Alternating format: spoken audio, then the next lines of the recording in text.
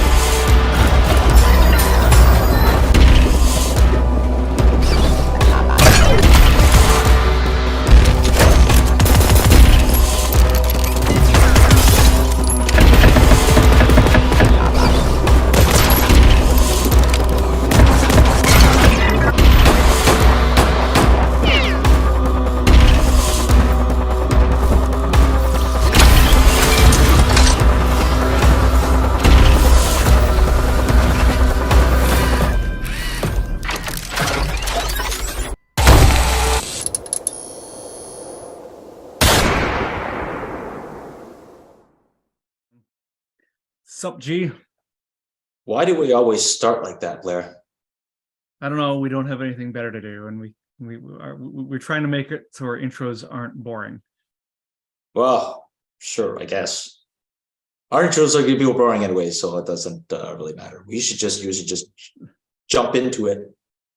All right. So what are we doing? What do we do in this podcast? We are talking with your buddy David, who just released a game called Dust and Neon. Yes, and it's his second time on the podcast. He is a very prolific game developer. He's done more than anyone else that I know. Yeah, and it was actually pretty cool to talk to him for a second time. It was cool to kind of see how he's progressed since the last time we talked to him. He has a small team now to I guess develop games with. So it's that's pretty cool. Should we jump right to it then? Yeah, sure. Hey, David, welcome back. How's it going? Hey. It's going well, I guess. Going well, you It guess. is. That doesn't sound so good, actually. Yeah, it is. It's going well. So let's start. Let reintroduce yourself. We had you on literally like 2 years ago now, but give us a reminder of who you are. Yeah, sure. Yeah, so I used to be a one-man team, solo indie developer, and I made games like Pull My Tongue, Hexaflip that launched for Apple Arcade as one of the launch titles, and Super Glitch Dash, that ended up on Google Play Pass. And now lately we have been working on Dust and Neon, which was kind of like the step over to console and PC. That launched like last month, February. So yeah. And I said I used to be a solo dev because I've like hired some people to help out since the last game got way too big. Yeah, actually, that's first of all, I think I said last time, you are probably one of the most successful indie dev we've talked to on the podcast before. And you and I have known each other for 8 years now, entirely over the internet. We met on a Slack channel, some random indie Slack channel that no longer exists, and then we just chat on Facebook Messenger a few times a month or something like that. Yeah. And you're the most successful indie dev we've had, and you now have a team. So let's talk about how that happened. Like, because your recent game, you have a deal with Netflix. Yeah. Yes. So that's kind of why it happened. So I was working on the game myself, and back then it was just called The West, like a working title. So the idea was that I was doing some prototypes on other type of games that were mobile focused, and then I was like, no, I kind of just want to do a game that I want to play. So I love twin stick shooters, so I really loved the old alien shooter games, and I really liked Helldivers. So I wanted to take a spin on that and see if I could make something cool. So I started working on that, and had worked on it for I think about 6 months when the publisher have been working on for quite a long time with the last, let's see now, 3 titles. So Glitch Dash, Super Glitch Dash, and Hexaflip were published by Rogue Games. And they were on me for those 6 months, like, hey man, what are you doing? Are you working on something? Show us what you're doing. Show me. So I was like, okay. So I sent them a video of the game, and Matt, who was working on Rogue, he was like kind of direct and said, okay, I want to pitch this to Netflix as a mobile game. I was like, no, not any more mobile games. But I kind of had it in my mind that, yeah, this could probably work as a mobile game too. And then I heard back one day that, yeah, Netflix won it. So we're just going to wrap up the contracts. And so you need to kind of bump up the scope and figure out all the mobile stuff and everything. So that's kind of why I realized very soon that I needed a level designer. So it was like the first hire to get a level designer on board. And my wife had been doing like assets for Unity Asset Store. So I was like, no, quit that. Now you gotta make environment assets for Dust and Neon. So she jumped on. So yeah, that's kind of why we needed to like take on some people and try to figure out how big the game was. How big is the team now? So we're 4. Okay. So 2 artists and the level designer, who is also a coder in the background, which is really helpful. And then it's me doing most of the code, I guess. Are you keeping this team for the next title too, or? Yeah. So we're gonna make something new, and we're gonna bump up everything, I guess. You're moving to like AAA territory now. You got your own studio now. That's pretty freaking awesome. Yeah, and I kind of like it. I mean, it's a change from how I worked before, where it was just like me working on and stuff. So now I gotta make sure they have things to do, and that they like feel at home and everything. One good thing is that I was kind of very very open with from the start that we're only gonna work from home. So if I would like, if you feel that you need an office with colleagues and everything, this place probably isn't gonna be for you, because we're never gonna have an office like that. So but everyone's been really glad and really psyched to get working on the games and everything. Do they all live in Sweden? Yes, they do. Yeah. So and they all live in like within just a few miles, so it's really So close. you've met them all in person then? Yeah, Had so some beers or something. yeah. We Nice. usually go out for lunch like every other week or something. Oh, nice. Yeah. So my wife, who is doing the art, I live with, so I know her. And then we have. I hope you like your wife, right? Yeah. And then we have the level designer. He worked on a studio that were sitting neighbor to the studio I worked on before. Oh, and really? they closed down, so it was like perfect timing that he was out of work kind of at the same time that I needed someone, so he could just jump on the same day and start working. And then the other guy, the last artist I worked with on the previous studio that I was on, and he was looking for something new. He was kind of tired of the whole mobile game thing and wanted to do some premium games, I guess. So you said this was pitched to Netflix as a mobile game, but you're not doing a mobile release with this. Is that right? Because Maybe I'm wrong. Yeah, it is on Is- Netflix is- now. You can play it on mobile. You can play it on iOS and Android. Okay, so what is the deal with Netflix and games? Like, this is something I was not aware of. Yeah, they've been kind of very sneaky, I guess. I mean, so they launched the games on App Store and Google Play, and so you download them from App Store and Google Play, and then when you start it up, you need to enter your like account, Netflix account to log in and get started. So, like, they're just free to download. All you need is a Netflix subscription. Yeah. Oh, neat. So I mean, it's actually, I would say it's like the Apple Arcade without paying just for the game. So it's like, okay, I have Netflix, I can download the games and try it out. And they've actually been launching quite good games, and I mean, not just mobile stuff, more like console ports or everything. So I think it's not a bad idea, actually.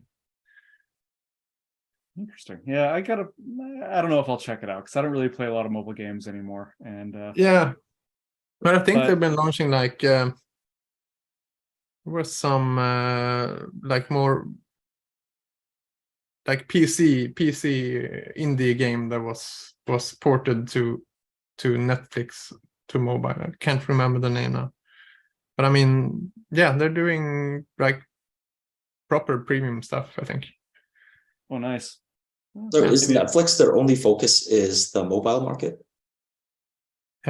Yes, so far at least. I don't have any like insider info or anything on that, but I mean, yeah, so far it's just iOS and Android. So I think if you are watching Netflix on like your iPad, you can get like suggestions for games that are available, and then you just click them and you end up in the App Store, for example. All right. Gary just left us to get some water. That's good for you, Gary. So now we should call out that Dust and Neon's available on Steam, on the Switch, and the PS5 and the Xbox releases are coming soon. Yeah, soon, and it's also available on iOS and Android iOS, yeah, if you yeah, have a Netflix account. Sweet. Yeah. So how was the game received? Because there's a crap ton of anxiety that goes into launching a game. And Yeah. I know I was talking up leading up to the launch, you were your anxiety was coming through on the Facebook messages pretty substantially. So how did that go? Yeah, I mean, launch stress was high. And I think this is kind of actually the first time I've really been like stressing out for launch. And I've kind of been thinking about what was the difference, because I've launched big games before, but it's never really felt this level of anxiety about it. And I think that the thing is that now I made a game that I like, so it was kind of a like comment on my type of games if it didn't really was received well, I guess. So yeah, with previous games it was like, yeah, It was very personal. Yeah, it was very something personal. you want to make and want to play.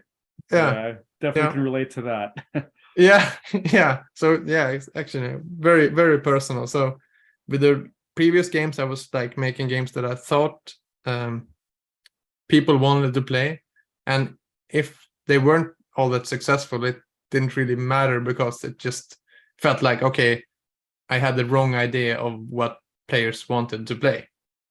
But now that I made a game that I want to play, and it was like more like a comment on, yeah, as you said, a lot more personal. So the stress was a lot higher. Yeah, the feedback is it is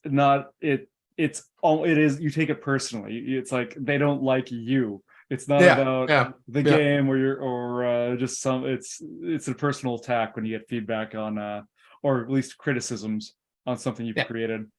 Yeah, so but I mean, so getting back to the question on how it has been received, it's been very mixed, I would say. So if you look on the Steam page, I think we have a mixed rating right now. And at launch, like the first few days, we had like positive, mostly positive, and very positive. So like kind of in that range, and then players. I think that what happened is that players played more, and they realized the main flaw that has been pointed out in reviews, that the game gets a little repetitive when you get towards the end. So, and then those like reviews started falling in, and we got lowered to mixed. But if you look on the Switch side of everything, we had like a 8.5, 8.0 as reviews, so it's very positive, I think. And they also mentioned the repetition thing, but not as much of a like huge point, I guess. And I kind of think that has something to do with the session time. So shorter sessions on Switch, so you play a few missions and then you die, and then you play back and come back later. While on PC you can play like the whole game in one sitting, like 10 hours. Right, because I guess no one has anything better to do than sit down and play a game for 10 hours. Yeah, apparently. I wonder if it has anything to do with the culture of kind of PC gamers versus console gamers. Yeah, and I think that's also kind of one point, because and that also comes back to things we kind of learned from this. So we learned when we were doing this game, like towards the end of the release, like alpha and beta and everything, the level designer, who is very much a PC gamer, pointed out that we should have key remapping.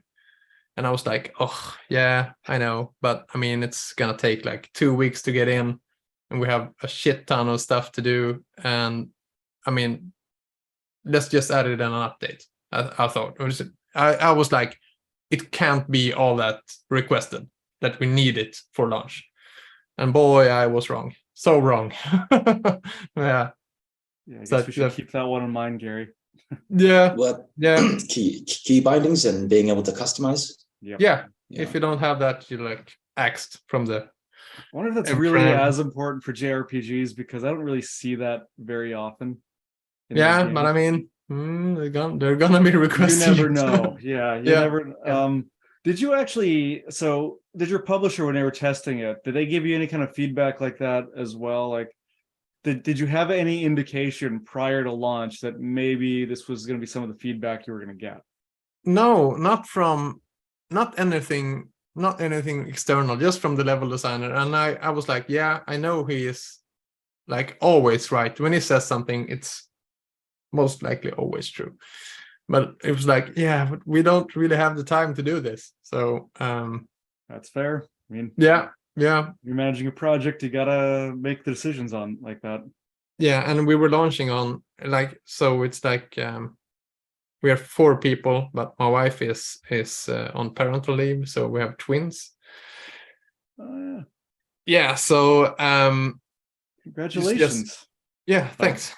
Yeah, so perfect timing to get twins, 2 kids, like the last 6 months before launch. You've got like 3 kids now, right? Then yeah, and a bonus kid, so we're 4 of them. 4 kids, wow. Yeah. Bonus kid.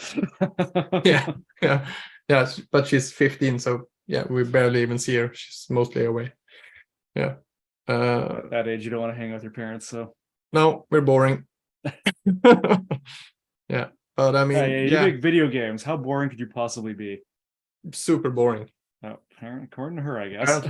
Apparently. So yeah, but I mean, Destiny on a fair bit now, and first of all, I suck. I'm really bad at this game. It's very hard.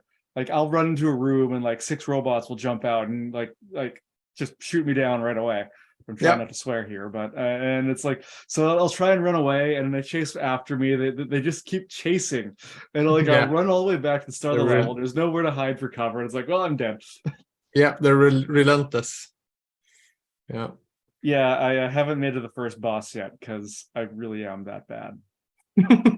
Yeah, my wife tried it and she died on the intro, the first tutorial level. So I did too. Yeah. Oh, okay. Yeah, it's maybe twin stick shooters are just maybe like it's a fun game. I just suck at it. Yeah, I mean it's absolutely a niche. I mean, and I kind of noticed that while doing some playtesting that twin stick shooting isn't for everyone. It's I thought it was. I mean, it's just point and shoot basically. Run, point and shoot. But it's I'm not that coordinated. yeah, apparently. It's just it's tricky, I guess. I've never been able to play anything that required like 2 analog sticks. Right? Yeah. Like in that scenario, I would like probably much prefer kind of keyboard and mouse. But that's just me.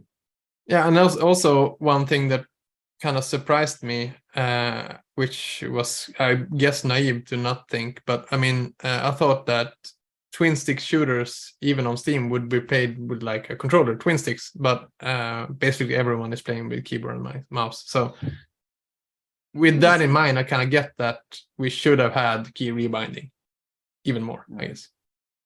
But I mean, so getting back to like the response from the game, so it's been mixed, but one thing that has kind of been in all the reviews and everything is everyone likes the core gameplay, like the running and shooting, and that it feels good, and the weapons feel powerful, and the feedback is great and everything. So I think we're onto something. We just need to do some updates and fix some stuff, and yeah. Would you make it easier?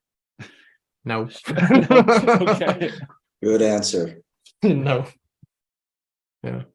Yeah, that's actually been one of the feedbacks, that it's too easy for some people. Oh, okay. Well, I really do just suck then. Okay. That's fine. Yeah. We had one guy that so like on launch day, he said, I read on Twitter that I'm gonna download Dust and Neon, and I'm gonna play it once, and then I'm gonna speedrun it.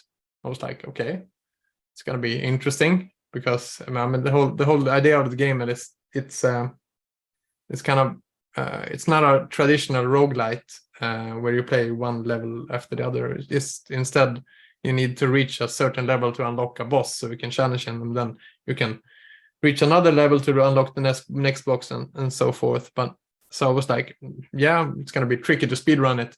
But I was watching his stream like the same night, and he was completing the game in 3 hours and 40 minutes. Holy crap. Yeah, I was like, okay, what the fuck? How did you do that? Yeah. So yeah. Yeah. Some of those hardcore gamers, they do shit. Yeah. Usually, yeah. like some of them will like hack it, like they'll exploit a bug or something to get through some of it a lot faster. Yeah, but this guy, it wasn't really even like, and that's what I thought when I saw the tweet that I beat Dust and Neon in 3 hours and 40 minutes. It was like, oh, he must have found some glitch or bug or anything. Yeah. But no, he was properly playing it, but like super fast, and just running in and getting the best shotgun, and just rolling into enemies and blasting them in the face, and just super fast. Oh, so is that the trick? Rolling into them and then shooting them, and then because I just run away and try to hide, and he wasn't hiding. He was like super aggressive and just rolling and dodging and shooting. So okay, so he's just maybe that's the trick, Blair. You're chicken away too easily. You just gotta jump in there and start shooting. Yep. Well, can you beat your game in 3 hours? No. Never. No, I can't do that. He beat the first boss in like 17 minutes. Oh wow! So he leveled up to level 6 and beat the first boss within 17 minutes. Okay. Yeah. All right. Yeah. I feel like I need to watch this guy's video now. Yeah. That's really cool, actually. Fun to see someone speedrun your game. For your next game, I'm sure we'll talk about that more. Is there anything you would do differently? Like Gary and I have taken Karendow to plenty of expos now. I mean, MegFest was probably our favorite one, but that's really helpful for us. You get a lot of feedback just by watching people play, and you figure out what you need to fix, or you realize that ignoring that one bug for a while was probably not the right thing to do before taking it in front of an audience. But would you consider something like that? Because dude, it'd be awesome if you came over to the US and like did something like MegFest, because you'd probably love that, first of all. Yeah. I mean, we Rogue brought the game to PAX. Oh really? Yeah. And I just got some videos of people playing it, and was like, even from those, like I think we got 5 or 10 videos of just recordings of people playing it so even that was really helpful. So I think it would be really, really fun and also very helpful to like see people playing the game for real. Because even though you like do some QA and stuff and you send the game off to people, it's never really the same as like a proper player grabbing it and just without any knowledge of it at all and playing it. Yeah, it'd be awesome if you actually flew over to the US, because then I would totally come and hang out with you. Gary and I have been talking about taking Karendow to PAX at some point. That also scares me a little bit, because those are real gamers. Like MegFest is very kind. The players all give you, they'll give you feedback, but no one's just outright mean. Although I think this year there's a couple mean people. Going to PAX, I think you're gonna get like just the harshest, most real feedback. Like I took Burgle's Bounty to PAX like in 17 or 18 or something. That was harsh. Like I never want to do that again. Mobile is not meant for PAX. No. I mean, I guess one of those you're probably gonna get like the real feedback from players, which I mean you're gonna get it sooner or later. So I guess it's good, even though it's heartbreaking. Yeah. So now that it is launched and you've gotten all that feedback, how do you feel now? Is it a little easier, or is it still kind of? No, it's kind of calmed down. Okay. So, and I guess like the launch week is like the stress of not really. It's mostly like two things. So either players gonna hate it, and that's fine, I guess, or you're gonna have some stupid bug that kind of clears all save files or anything like that, and that's the that's the real stress, I think. Like the first days of launch, like do you have some stupid thing you missed that ruins everything? So now it's kind of calmed down, so we know we have like a stable release. It's fine. So now we're kind of looking at all the feedback, both the good and the bad like response, and trying to pin in on the things that like what is the easiest and fastest things to fix right now to kind of bump the rating, but because people are liking it, just trying to remove the things that aren't as liked. So like adding the remapping, of course, and some other settings and stuff that's been requested, and also we've been adding a lot of more content with new mission types and doing a lot of rebalancing and everything to kind of not get the repetitive feeling of the game, because I mean it's a roguelite, so repetition is going to be part of it, but it's not. If repetition feels like a chore, then you've kind of failed, I guess. So we've done a lot of rebalancing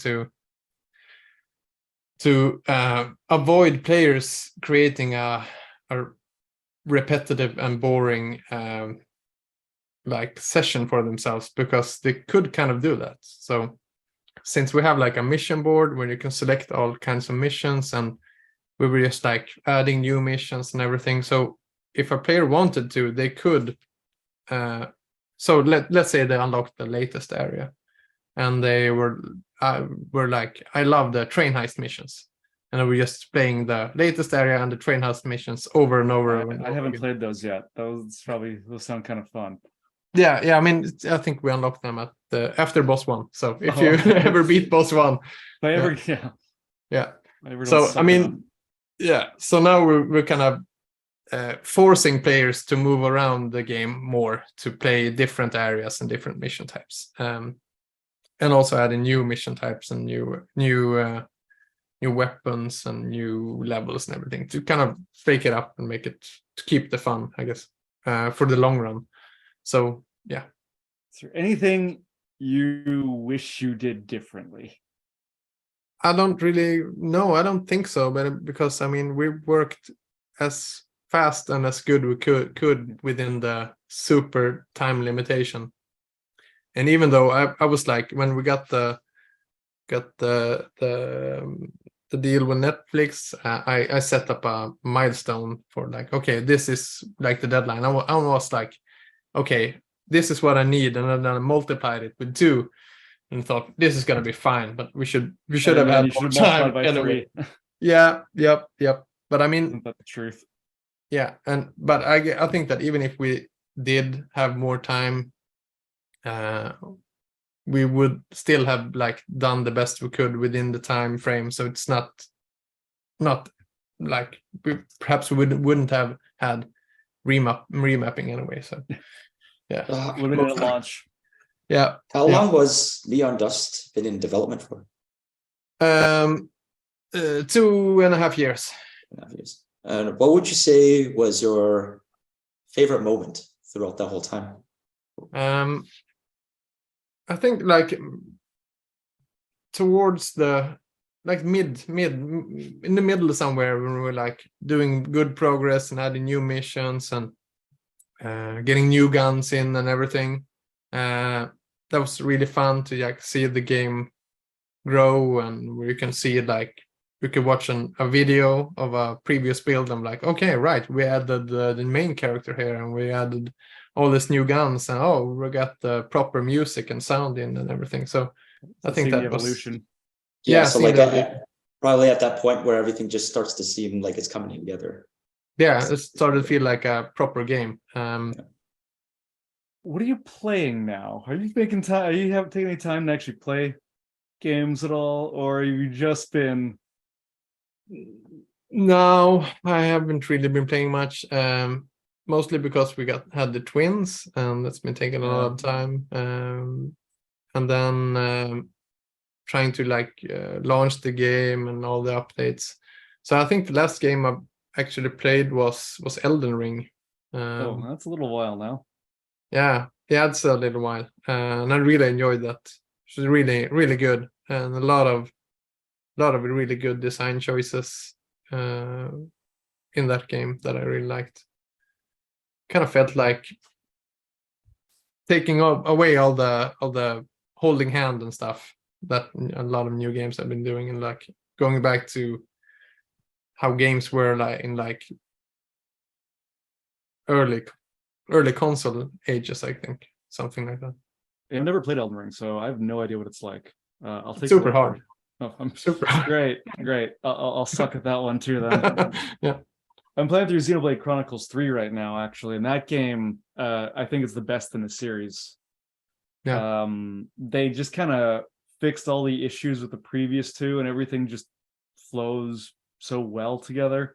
It's the first RPG that I actually want to go through and do every side quest, just because the world is that fun to explore and be around. And like in the previous two, when you get a side quest, the dialogue was really bad, because it was just like they had like a preset number of things the characters would say, and they'd cycle through them, and most of the characters would just say the same thing over and over again. This one, all the text is unique. It's actually written for individually for each of the side quests, and then the world is just really fun to explore too, and yeah, it just makes it a lot of fun.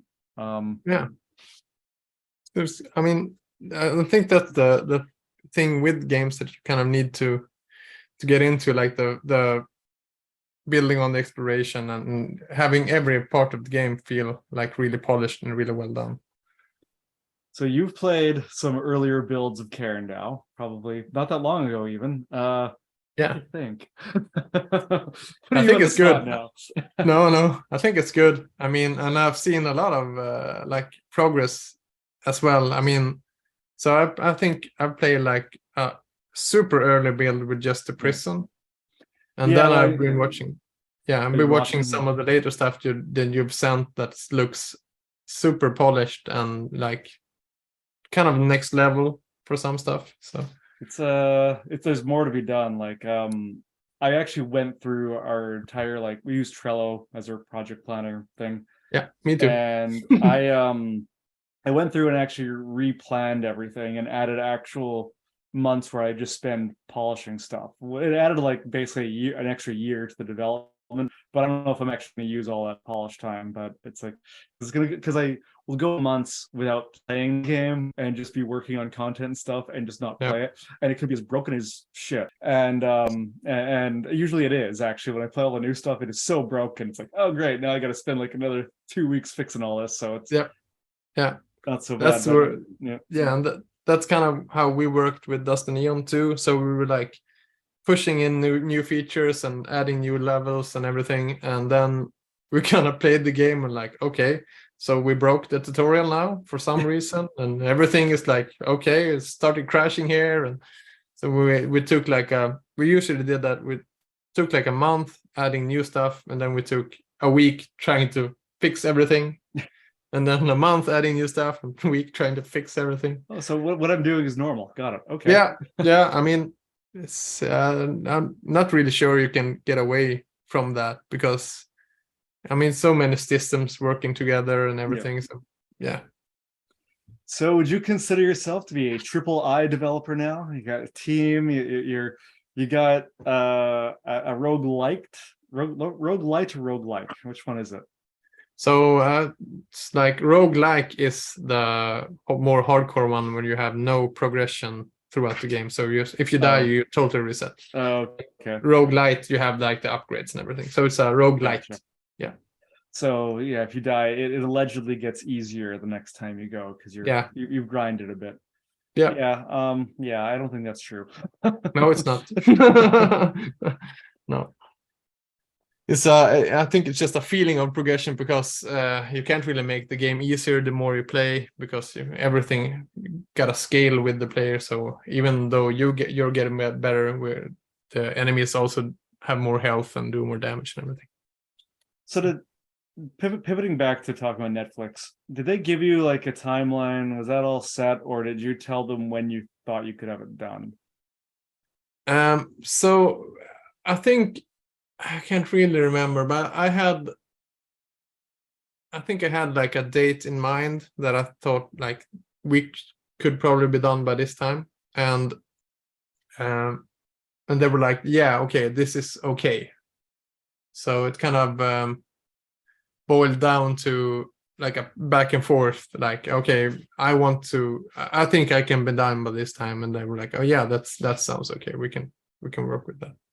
Okay. I've from the other people that I know, the other indie devs that I know, their relationship with publishers generally is pretty relaxed. Publishers don't seem to pressure the devs to get their game done really quickly. It seems like they actually want a good game rather than a broken piece of crap. Yeah, and I mean that's the good way of doing it, I think, because I mean they're not gonna earn more revenue because they push a game out too early. So, and I think that kind of depends if who is paying for the development, I guess. So what's your next game? Yeah, so of course we've been talking about the next game, and I mean we're still working on updates and everything, but we're still making some Google presentations and everything, trying to figure out what the next game is going to be like. We have some ideas, and it kind of boils down to some points like, yes, we're going to do another twin stick shooter of some sort to try and like learn from. Yeah, no, not an ERP. So we're gonna do. I think we're gonna do something like what we've done. Take what we did well and do even better on that, and then try to do something new, I guess. And we really like to get some sort of multiplayer co-op thing into it. So yeah, there's been some ideas around, and as I said, I really love the Elden Ring, like the Souls games. So you really like really hard games, is what you're telling me? No, it's not really that part that I liked the most. But yeah, Elden Ring is a stupid hard game. If you if you're not playing the way that you're supposed to be playing, you're gonna be super dead. That's the whole idea of Elden Ring, I guess. Yeah, but so they teach you to be careful, basically. yeah, and they're like, okay, you can go everywhere, so you can waltz up to like the last boss if you want to, but you're gonna die. So, but I mean, so, and it's I think it's a good design decision for some reason, that you're not limiting the player. So if they want to, they can like skip over a lot of content and try to beat the game earlier than they are supposed to. So they're kind of creating their own difficulty. I mean, so, and if it's too hard, you can always like go back to the area where you know, okay, this is safe. Do some grinding, and then go back again and try again later. But yeah, it's I think they've done some really good stuff that we're probably going to be looking at, trying to figure out how we could like do something similar in some way, while keeping like the twin stick co-op shooter. Yeah, but you're not going to make it easy. No, we're not going to make it easy. No. For me, come on. No, Blair, you just have to get better. Yeah. Shit, Get good. You know, like when I was a little kid, I would like play all these grind fests for hours and just get so good at them. But it's like, I don't have patience for that anymore. Yeah. Or the time for it. Yeah. What was the motivating factor for the more grindy mechanic actually in Dust and Neon with respect to like leveling up before you can fight the boss? Yeah, so the whole leveling up thing before you could get to the boss, I think that kind of boiled down to me trying to get away from a little bit of the things that I don't really like about the roguelite games, where you play one level after the other, and then you meet a boss and you beat him, and then you play all the other levels and then you meet the next boss, and if you die you need to start all over again. So I was like, can we like have a roguelite without the whole sequential playing all the levels in a row every time? And that's when I kind of thought that, okay, if you beat a boss, then he's done. You don't really need to beat him anymore, but we still need to like hold back the player in some way so that he can not like play all the level bosses in a row and be done with the game, which might be if you're looking at this like the Elden Ring games, it might be a stupid decision to do it like that. So perhaps we should have done it like the Elden Ring games, to have no level cap. You just play whatever boss you like. If you're done with the game, you're done with the game. I mean, I think it was us trying to get away from some of the things with roguelites that I don't really like. And that's also why we have like the mission board where you can select the mission you want to play instead of playing like the level 1, 2, 3, 4, 5 and then the boss again. So, yeah. Nice. Yeah, I mean, I think it's great. I was curious about it. So for the DLC stuff, when are you planning? Do you have a launch date in mind for that? Yeah, so it's gonna be like the midsummer, like June, July, something.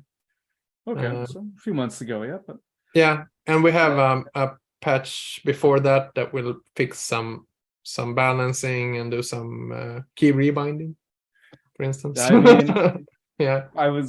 Okay, a patch for key rebinding. And you're gonna do more scenarios in it with? Is it now? So is it gonna be DLC for all platforms, or is it just gonna be an update that adds all this? Or is it gonna be paid DLC? Yeah, it's just gonna be a free update that adds all this. So we're not gonna do any paid DLCs or anything. So we're just gonna be adding on to the game and trying to improve on some stuff before we basically go on to the next one. I guess it's gonna end up there sooner or later. Are we allowed to talk about the price point? Yes, but I'm not really sure on what the price point is going to be right now. Oh no, sorry, for the game, right? Like the current at launch, the $30 price point, the 30 US. Yeah, like you're thinking for like PlayStation or Xbox or No, just the what we have already on Steam and Switch. Oh, right. Okay. Yeah. I think so. Yeah. Yes. So okay. So you didn't control that. No. Yeah. So yeah, it's one of those things. I had some input on it and got kind of yeah. Other people had other inputs on it. What would have you wanted to charge for it if you could control? I wanted to go for $24.99, I think. And that's also, I mean, it could have been a bit high perhaps, but it was what us looking at like the other games that in the similar genre and everything. And I think $24.99 it's a fair price. I think that's what we'll probably end up charging for Karendow when we eventually launch it. Yeah, I mean it's a fickle thing with pricing, because if you price too low, you're kind of setting this is a asset flip crap game label, and if you charge too high, no one's gonna buy it. Yeah, exactly. So it's a very thin line to walk, I guess. So I mean, and I think that $29.99 could have been right. But we've gotten a lot of feedback from it that no, it was a little bit too high. So yeah, I think it's just a learning thing, I guess. Nice. Yeah, and, but sorry, go ahead, Gary. No, I was just going to say, to put things into perspective, like I'm looking at this from Canada, and it's $38.99 for us. Yeah. So, and what's like a AAA title, like newly launched, like the yeah, so like Harry Potter game. A bigger game, like let's say like Elden Ring, that would probably be like $80 here. Yeah.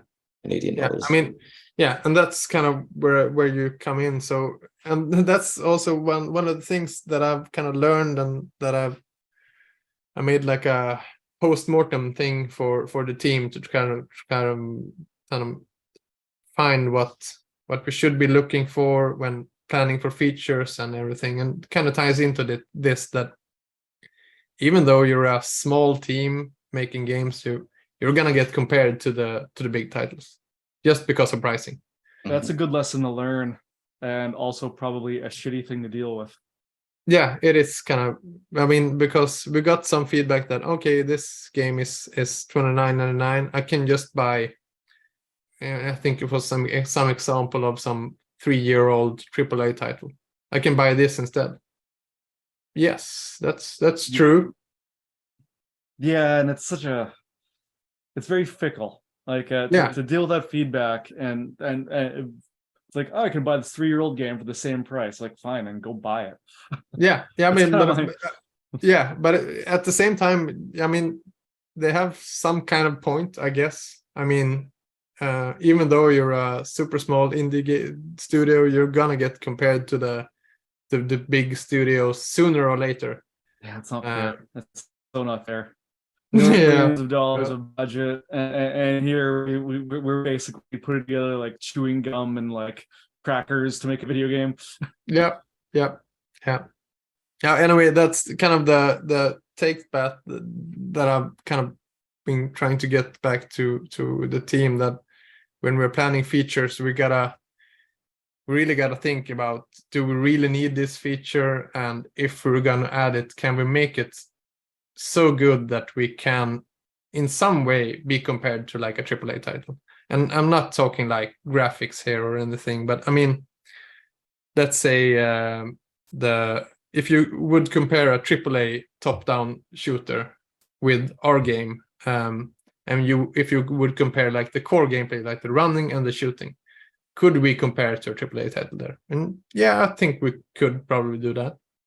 But if we get to like the story and all the dialogue and everything, no, we could probably not compare it to a AAA title in that sense. So perhaps we should have just, if we're going to do another game, do we really need like a story in that sense? Or could we just get away with some minimalistic thing that can't even be compared to a AAA title? Well, if you leave out the story, you know what people are going to say. I want a story. Yeah, and that's I think that's like that's a fine feedback to like, I wanted to have this, and we're gonna say like, absolutely, but we're not adding it.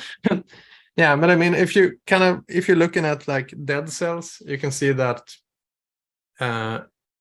they have a story, and it's a 10-second intro of like a green blob falling in from a window, rolling into a corpse and standing up and like doing a shoulder shrug, and that's what game is that again?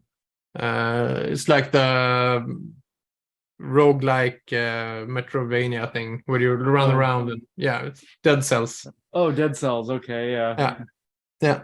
So I mean, and I haven't seen any feedback on that game like, oh, we really wanted a story, because they kind of conveyed the story that's there in that super short intro, and you can't really say that doesn't really compare to a AAA title, because it's so minimalized, so super slimmed down that you can't really compare it.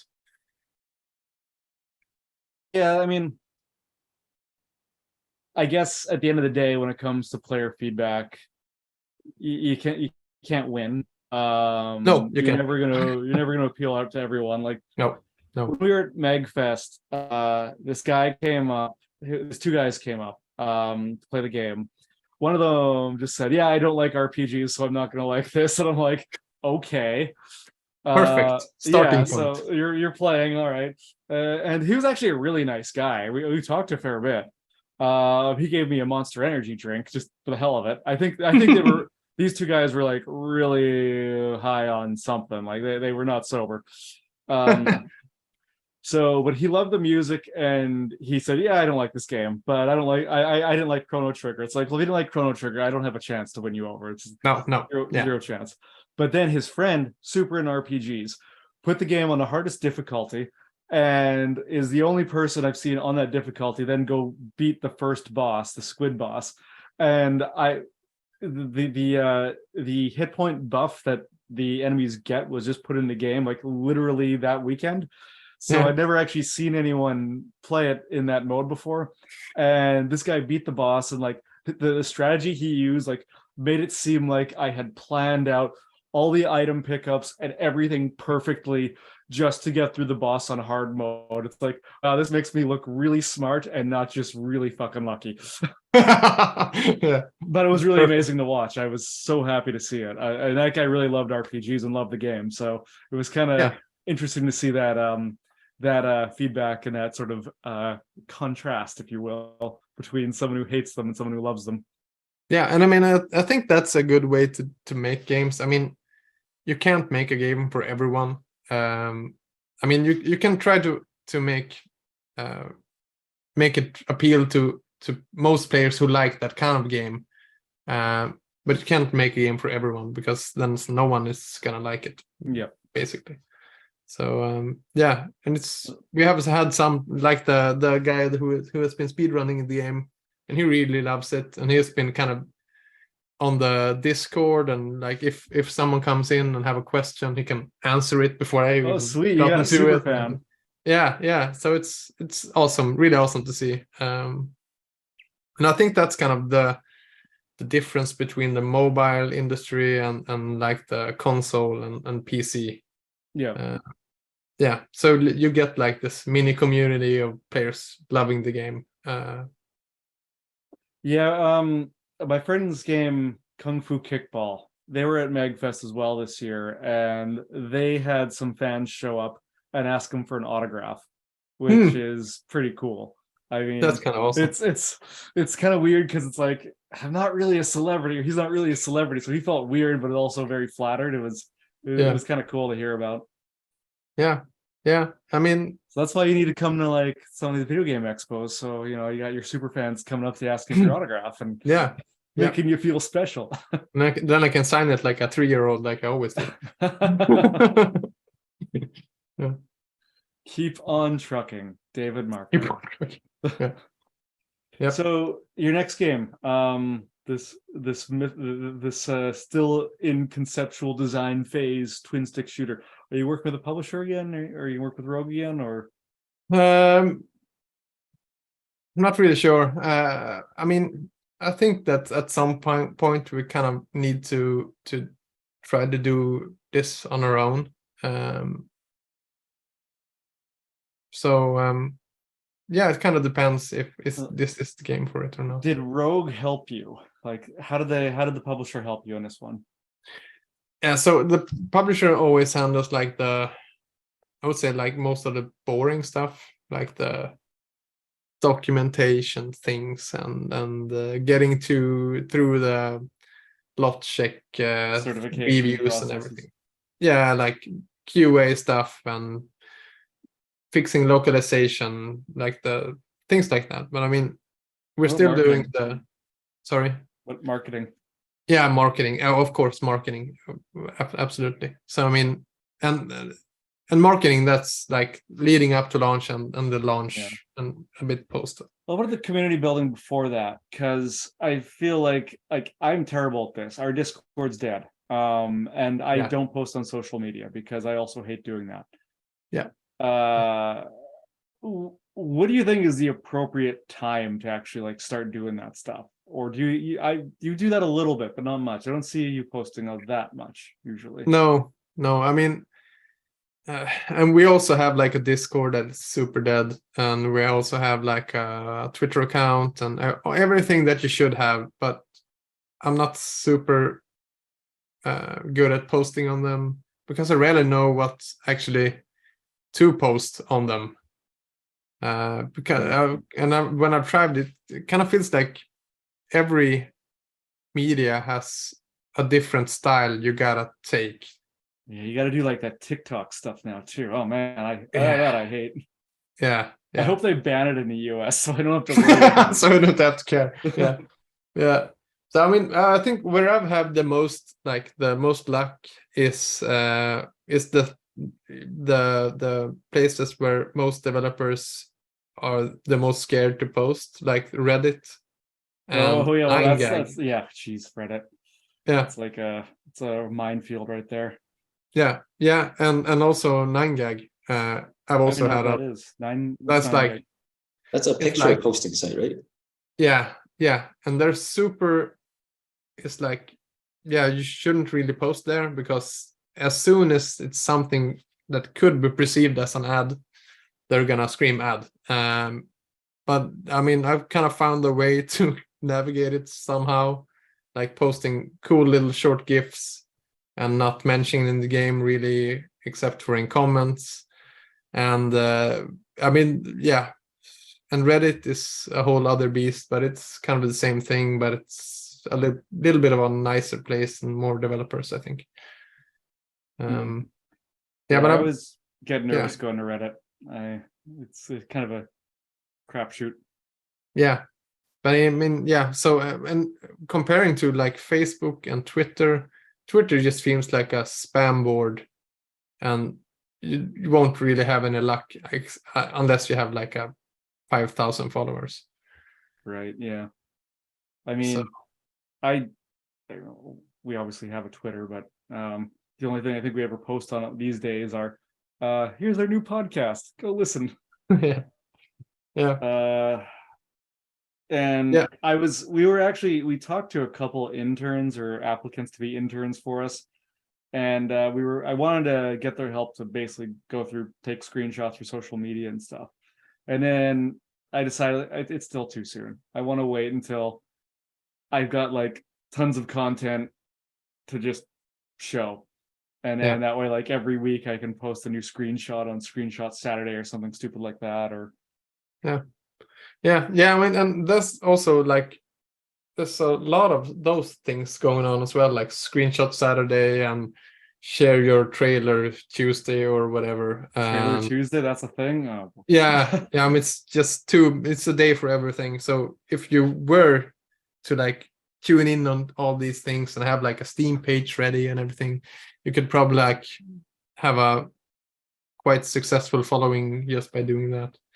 Now, does that really help though? Like, does that really, when it comes to numbers at the end of the day, sales, units sold, whatever, does it make a difference if you have a publisher who's marketing it at launch or you're leading up to launch? does it equate, or is there really, what's the value of having a community? I guess that's the question I think I'm asking. Yeah. I mean, it's kind of tricky. I mean, we had a few. I think we had like 7,000 wish lists before launch, and then Destiny We've got was in 300 already. Yeah, Sitting cool. on Steam for like the last 3 years. Yeah. So we were included in that Steam Next Fest demo thing, where you can you upload the demo, and then they have a event with a whole bunch of demos, and you can play. And I think we got like 15,000 wish lists from that just that week. So all of our community effort were nothing compared to like 1 week on Steam Next. So, I mean, yeah, it's tricky to kind of know what works out and what's worth it, really. I mean, some of those Reddit posts could have been what made us get included in the Steam Next Fest. Who knows? Yeah, I guess that makes sense. It's really hard. It's kind of a crapshoot. Yeah. We talked about Chained Echoes on this podcast before, which is an indie RPG that came out not too long ago. I wasn't a huge fan. It wasn't bad. It wasn't amazing though either, but sold incredibly well. Was marketed as a love letter to basically Chrono Trigger, and I think that's what really helped it. And I think their publisher did a good job with the marketing. But at the end of the day, I didn't think it was like all that super of a game. So I sometimes think that marketing is more important than actually the quality of the game. What do you think about that? Yeah, I think there's a point in that in some sense, but you can't really make a game that sucks. Sucks, and then expect it to have like a longer term sale. So you can probably get a good peak out of a crappy game doing really good marketing. Maybe there'll be a lot of refunds. Yeah, absolutely. Going to be a lot of refunds, but I think that if you want to make a successful game on Steam, that is one of the ones that always like on the top selling page or whatever, you can't really make all that many mistakes. It actually has to be a good game if you want to. Yeah. For longevity, definitely. But for the initial like launch day, marketing is probably more critical than the quality of the game. Yeah, and I mean, you see a lot of games coming out that's more or less like a viral thing. Like I was following the and don't know if you saw that one, the Choo Choo Charles, where you're like a guy being chased by a demonic train. A monster. Yeah, that game looks pretty cool. It's a VR game though, right? No, it's. Oh, it's not? No, it's not. I think it's just a regular. So, I mean, I think that launched for $20, and it's been selling like $3.4 million in revenue or something. That guy's so rich now. Yeah. And I mean, it seems to be a decent game, but he has had a super successful like viral marketing around it. And yeah, well, the game looks really good. And like that demonic spider train thing chasing him like looks freaking awesome. Yeah. So it's really easy. Like you post a video like that on Twitter, it's gonna get shared like crazy. Yeah.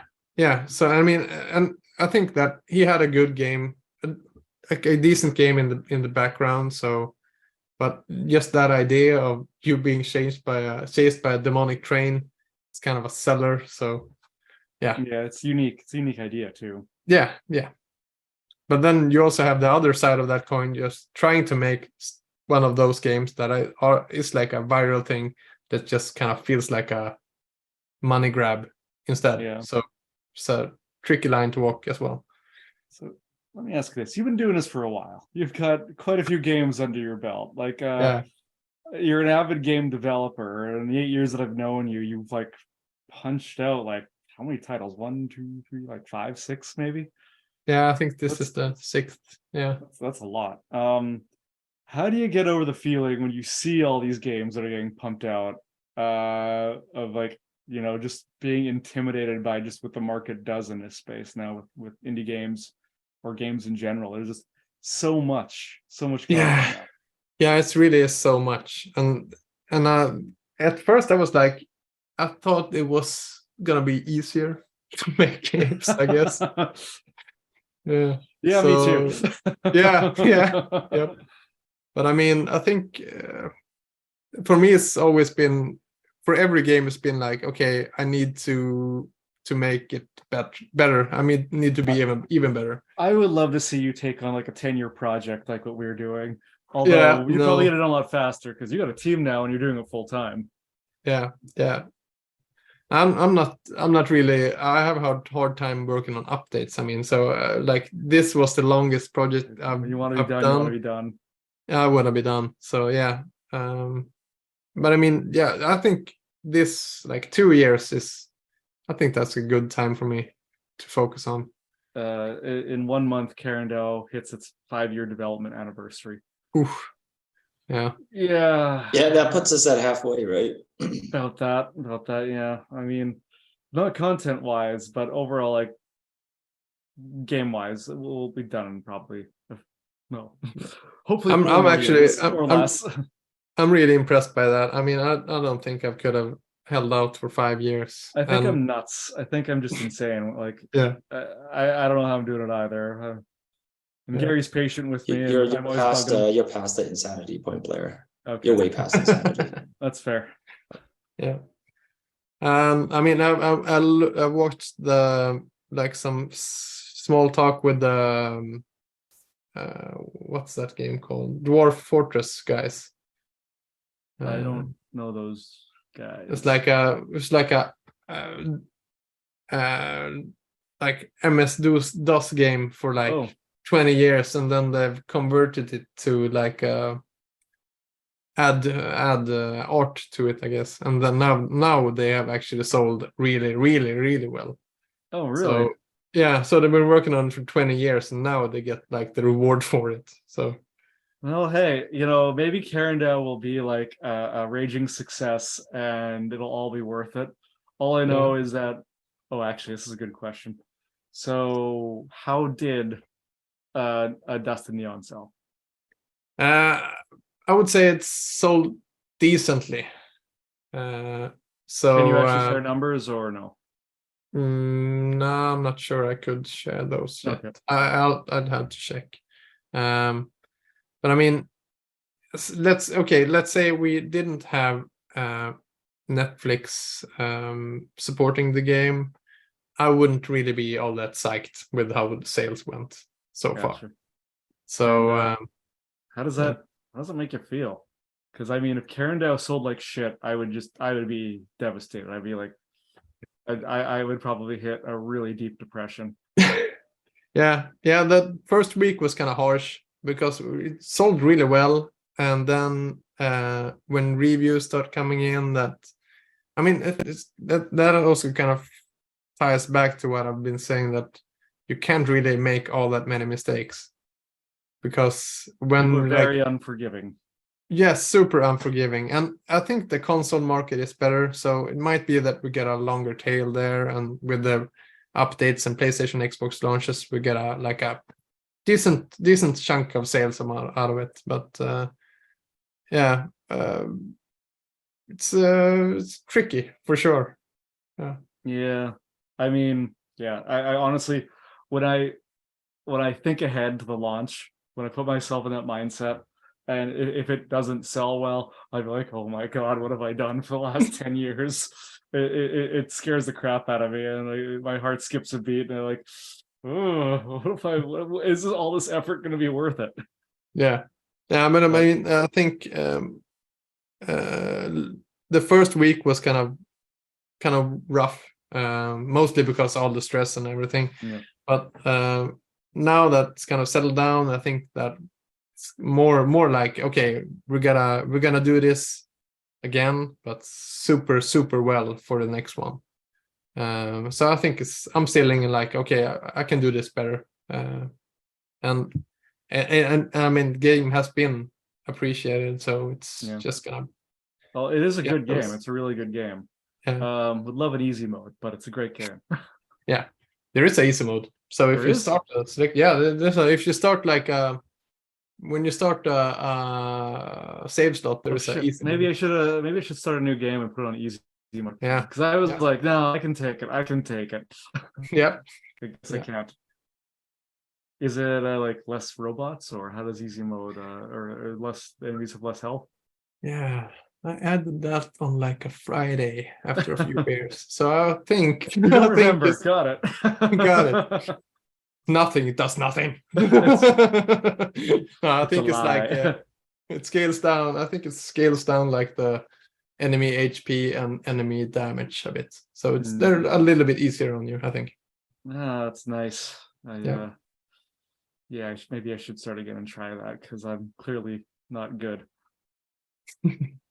Maybe you should try it with the mouse and the keyboard instead. See if that I feels got it on better. the Switch though, so I All have to right. buy it on. I have to buy it on Steam to do that. Yeah, But do that. I never. Well, you're not a PC gamer. No, I'm not. I've got like 3 games on Steam, and one of them is a Kids of Karendow demo. So Okay. that barely counts. Yeah, I'm actually thinking about getting a PS5. I don't know why, but I kind of am. Yeah. I love the PS5. Although if I thing, got a Steam Deck, maybe I would play more PC games. I don't know. What do you Steam think, Deck Gary? is Oh, I definitely think you should get a Steam Deck. yeah. I was thinking Surprisingly about getting good. one, but I keep forgetting to go and do it. Do basically. it. Yeah. Yeah. I think I have one. Yeah. Oh yeah, I think it's David bought Karen will play Steam really Decks. well on that thing. Oh, I think so too. Yeah. David bought his entire team Steam Decks for Christmas. Yes. Oh, It's a very thought generous. sweet. Yeah. Yeah. I thought they needed it. So I mean it's super huge, but it's really good. Oh, that's big. Probably about the same I size thought- as Switch, no? Or is it a little bit No. bigger? No. Oh, shit, that is big, yeah. Hold on. They have the Oh wow, yeah, that is pretty Yeah. big difference. big difference. Yeah, it's a lot big, but I mean I think it's really good. And since you can basically like download all the games from your Steam library and just play them. Sweet. So we've literally watched the sunset behind you while we've been talking. So we I've wanna be noticed that like, too. Yeah, man, being that far north in Sweden, it's the days are not kind to you. No, they're kind of short. Yeah, and there's a lot of snow on the ground too. I saw in your window. That was that's intense. Yeah, so I think we had 1.5 meters for a while. Holy Okay. Yeah, Good chunk of but snow. it's a lot, but it's kind of going away now. So we're moving towards summer, I guess. Hopefully. So on that note, though, should we wrap up?